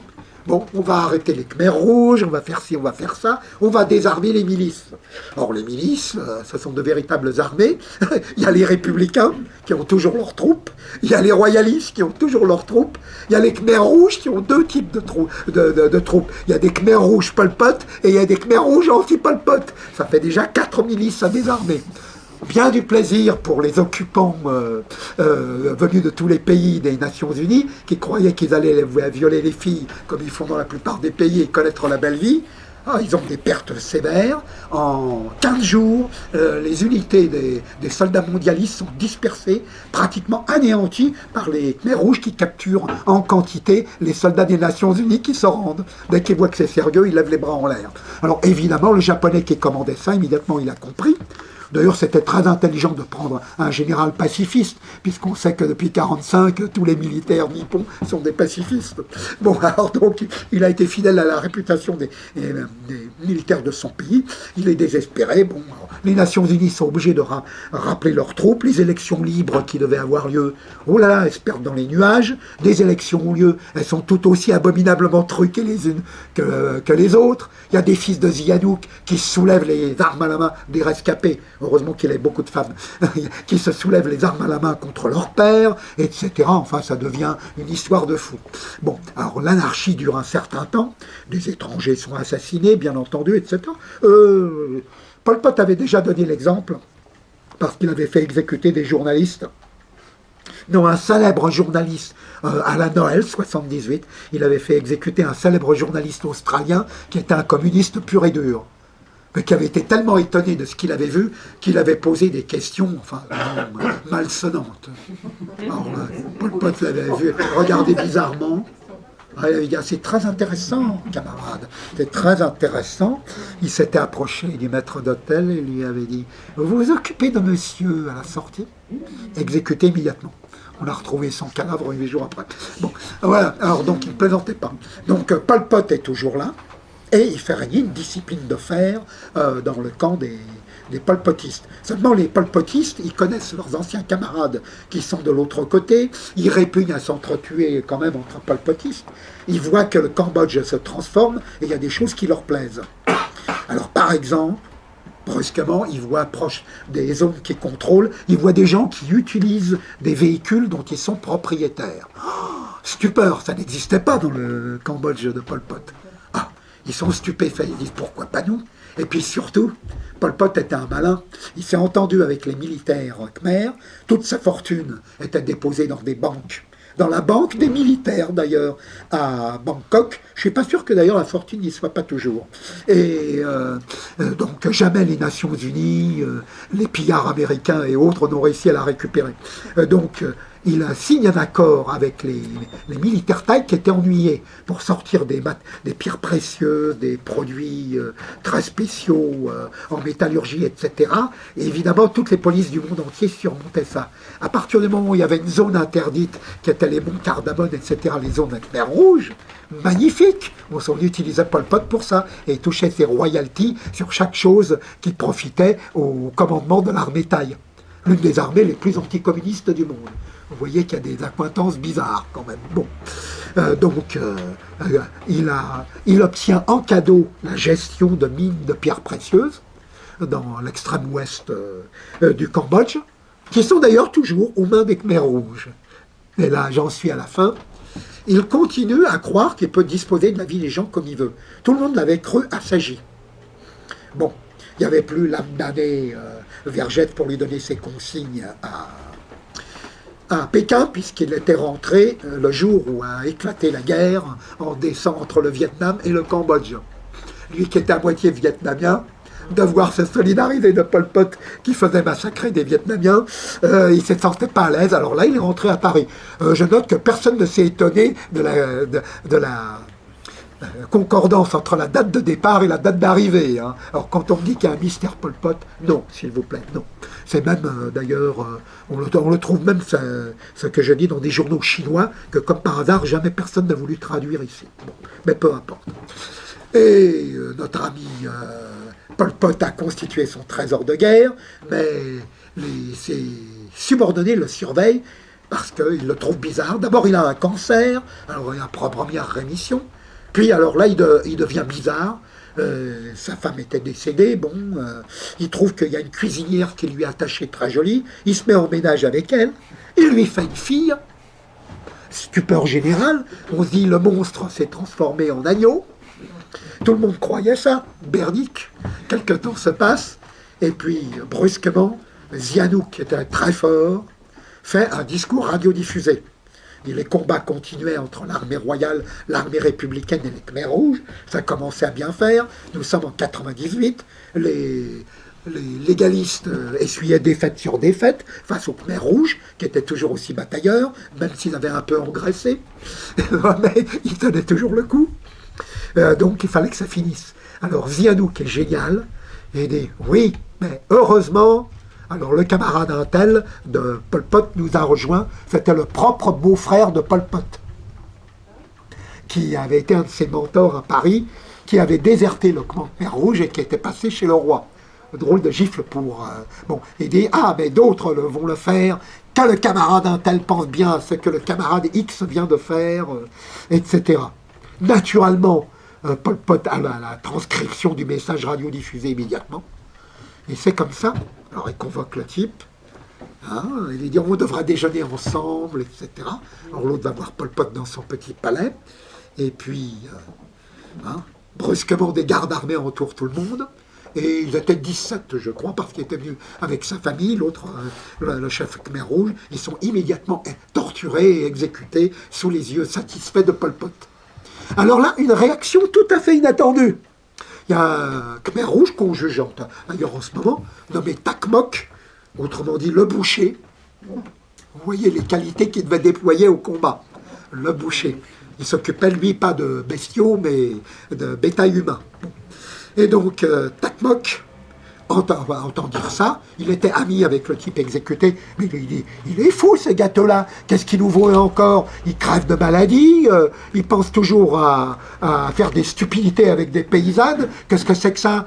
Il vit de notre sang, c'est parce que nous tenons qu'il est encore là, sinon il y a longtemps qu'il aurait été massacré par la population, il faut que ça suffise. Et hop, il envoie des soldats, et qui lui disent, maintenant tu es en état d'arrestation, et tu vas être jugé. Stupeur de Pol Pot, qui voit le monde s'effondrer autour de lui. Le monde s'effondre autour de lui. Il n'est plus un maître incontesté. Il n'est plus bientôt, il n'est plus que rien du tout. Et ça, d'ailleurs, Tak Mok va l'exprimer d'une façon très brutale quelques temps après. Il est jugé, mais en fonction. Alors, les autres, ils ne pouvaient pas tirer la carpette sur leurs pieds, puisqu'ils étaient les pouvoirs sur leurs troupes. Donc, ils le condamnent à 20 ans de prison, vu l'état de santé dans lequel il était, il ne risquait pas du tout de les faire. Bon, et puis, le problème est apparemment réglé, et il laisse une forte garde pour l'empêcher d'avoir des contacts. Mais, en fait, la maladie de Pol Pot s'était accélérée. Début 99, donc, il va mourir, et le mouvement Khmer rouge va disparaître de lui-même. Va-t-il disparu? Un drôle de question que je me pose. En fait, pas vraiment, parce qu'ils ont gardé les mines de pierres précieuses, parce qu'ils ont gardé toutes sortes d'endroits où il y a des minéraux précieux, également précieux sous leur coupe. Ils font visiter les lieux. Quand les touristes viennent pour voir là où résidait Pol Pot, ils paient un ticket d'entrée. des Khmers rouges à l'entrée, etc. Et donc, c'est très très curieux. Comme vous le savez d'ailleurs, les autres Khmers rouges ont fourni président de la République, président du Conseil des ministres, etc., pendant des décennies. Et la situation est d'ailleurs toujours assez agitée aux Khmers rouges, au Cambodge, mais je dois dire, c'est beaucoup moins sanglant qu'autrefois. C'était pas difficile d'ailleurs. Les gens mangent à leur faim, le pays se reconstitue, le tourisme est redevenu possible, etc., etc. La population a reconstitué son chiffre d'origine avec une rapidité fantastique. En fait, tout ce que les Khmers rouges, bleus, tout ce que vous voulez demandent, surtout qu'on ne leur parle pas du passé.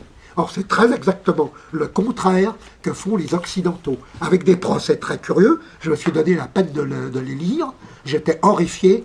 Nulle part il est question du divin Jean-Jacques, des Lumières. Nulle part il est question du marxisme. Nulle part il est question des mesures sociales prises par Pol Pot. Sont seules prises en considération la gestion des prisons, certaines exécutions sommaires, etc. Ce qui s'est passé du point de vue sociologique au Kampuchea les intéresse absolument pas. C'est totalement évacué. Si vous voulez, comme l'histoire de pas d'amalgame dans un pays que je connais tout à fait récemment, au mois de janvier, ça a été la même chose là-bas. Pas d'amalgame entre le marxisme, etc. Pas d'amalgame entre les Lumières ou les révolutionnaires et les Khmers rouges. Pas d'amalgame, pas d'amalgame. Alors il y a eu quand même quelques écrits, il n'y en a pas eu beaucoup, qui sont éclairants et qui laissent un souvenir. Il y a les piles de crânes qui sont exposées à certains endroits, dans telle ou telle prison, etc. Bon, il y a les souvenirs des Cambodgiens qui ont vécu ça, qui sont hallucinants. La plupart des souvenirs les plus horribles, il n'y a jamais eu de livre dessus.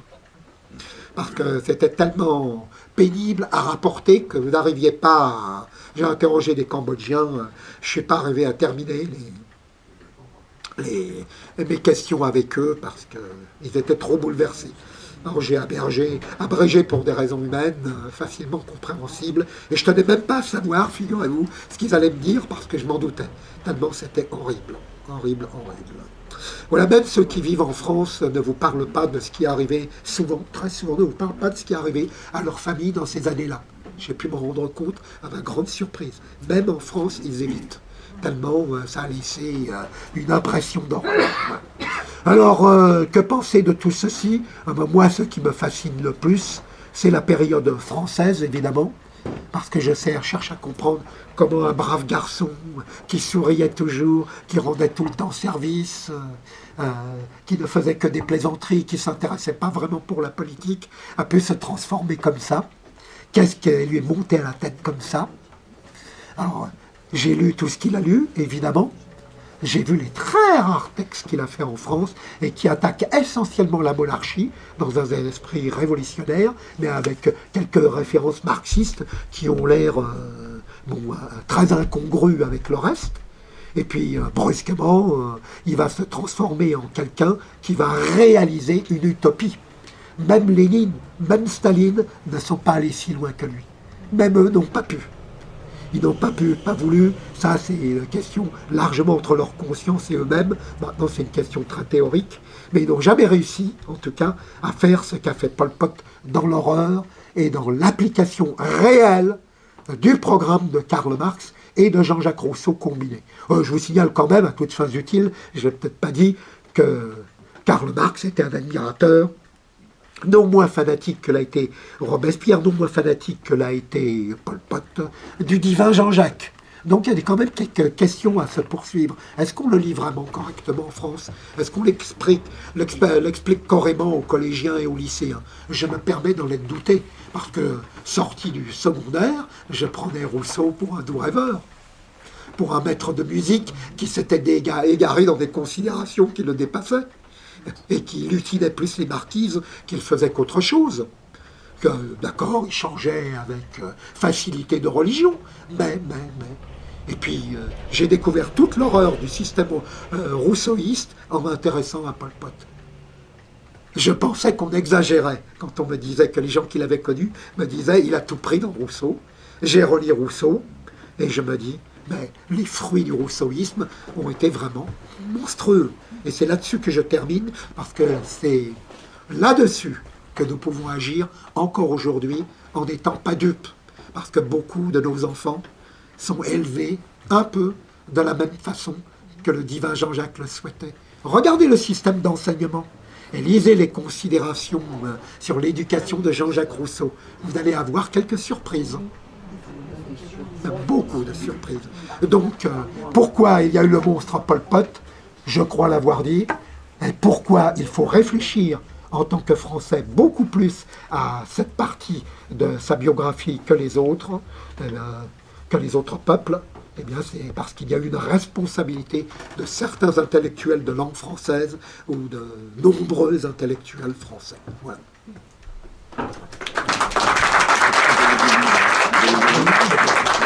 Je ne veux pas